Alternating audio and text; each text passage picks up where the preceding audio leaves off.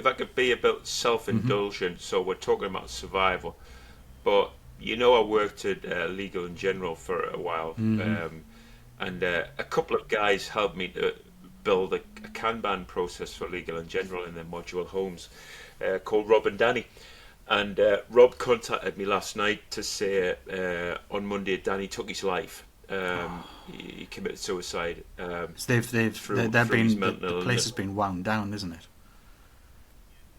Yeah, it's been wound down, and unfortunately, Danny decided it was whatever's going on is too much in his life. He left a wife, brothers, and his mum and dad behind.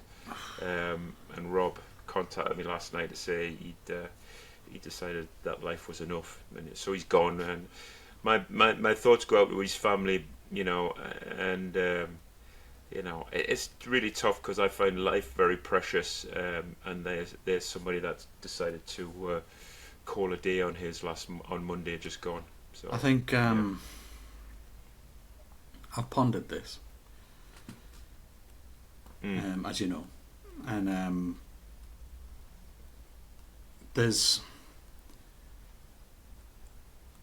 I've tried to think of an explanation of where these thoughts come from. And I don't want to assume that anyone else's thought process is the same. But I've tried to find a good analogy that imagine your leg, arm, whatever it is in constant pain, migraine, non-stop pain, all day, every day. You see no end. Nothing you try seems to get rid of it entirely. It dulls for a while, but it's always there, every day, constant. There's no fix. There's no drug you can take. There's no chat you can have. There's nothing. So you either have to get used to the idea that that's always going to be there, or it has the potential to always be there. And some people just want it to end, just want that pain. I know you can't, some people don't like it. Well, it's a psychological thing, there's no pain. It is painful. It is every day, that it's always there. It's in everything you do, it's in everything you say. And there are times when you just want it to stop. And knowing that there isn't a thing you can take to make it stop. It pushes all the buttons, pushes all your limits. And in those moments you find them. And if you can't push them, what do you do? Because so many people say it's selfish. It was selfish.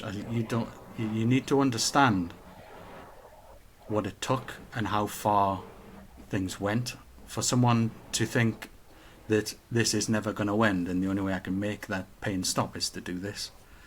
So I'm never fond of people who say, well, it's a selfish act. I say, well, yes, it is, but in essence, with the people that leaves behind, but you need to understand it deeper than that.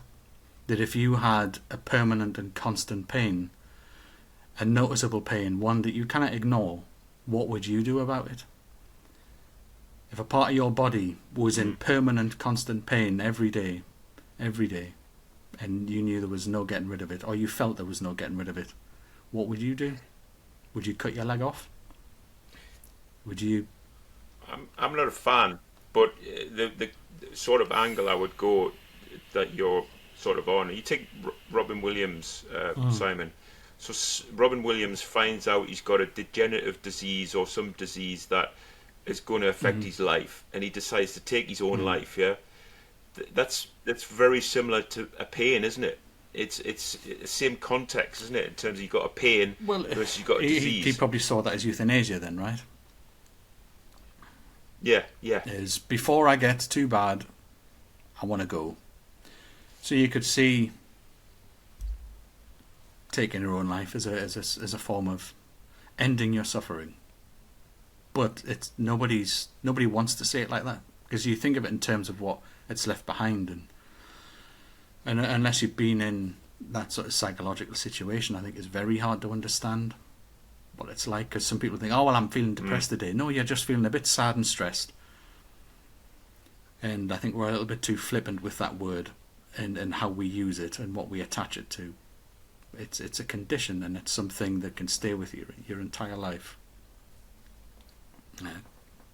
That's certainly something that stuck with me. I don't remember a time without it, and it's just become part of who I am, and it's changed my. I'm sure it's evolved the way my pathways in my brain have evolved, have been affected by it. So what you need is coping strategies and people, but sometimes, and I don't think you should berate anyone who ever goes down those avenues and has those thoughts, because sometimes it's you don't choose to. You don't choose to. It's not like you deliberately go, right, I'm just going to go do this. It just, there are some dark avenues in your mind, and until you're put in that situation, I think you can comment on it, but I think it is unfair, unless you've experienced it, to condemn the person for doing it entirely. That's my view. I think there should be a level of understanding on both sides. You should understand perhaps why they felt that was their only way out, but also understand what they've left behind, and perhaps they've considered that. It's as harsh as that sounds. Is it more that the people left behind tend to blame themselves? Yeah, Which yeah, that's adds to the pain? very common. That why didn't he talk to us? I could have done more. Why didn't he tell us? So, well, do you know how hard it is? Do you know how hard it is to tell someone? Because it's not a thing Well, you can't force you anybody to cannot. do But anything. do you know how hard it is to explain? How hard it is to explain when your brain works like that? Like how hard it is to explain to someone who's never had it. To try and create an analogy for it. To explain No. why you end up in a place and you didn't put yourself there. Your brain just wants to go there, and travels down some of these avenues. I mean, maybe it's along with the autism. I should be making some videos about that kind of thing, help people understand it. Yeah. It's a hard subject, and there's not a lot of understanding of it. And there's very some people's understanding. Well, there's no worse than saying smile doesn't cost you nothing. Phrases like that. I hate them. I can't stand them. You don't know. I am actually trying my best today.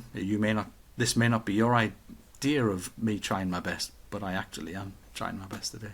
Try my best every day. That's why I'm still here. Right? So I can sort of empathise, sympathise, and I feel bad for him. I feel bad that that's where it got. I feel bad for his family. I feel bad for people like you who've had to hear that. And you've probably had some thoughts yourself on knowing how good you are with people and how good you are at helping people. I imagine you've had some thoughts on, I could have done this, could have done that. You could have spoke to us, you could help with all sorts. So I know. So you have to kind of think, Yeah, where did he get himself to? Yeah, obviously, there was a few times where Danny was off sick for certain reasons, and I think obviously the closing of the place mustn't help, and then you're wondering about your future and blah blah blah, and it all sort of mounts up, Yeah. doesn't it? And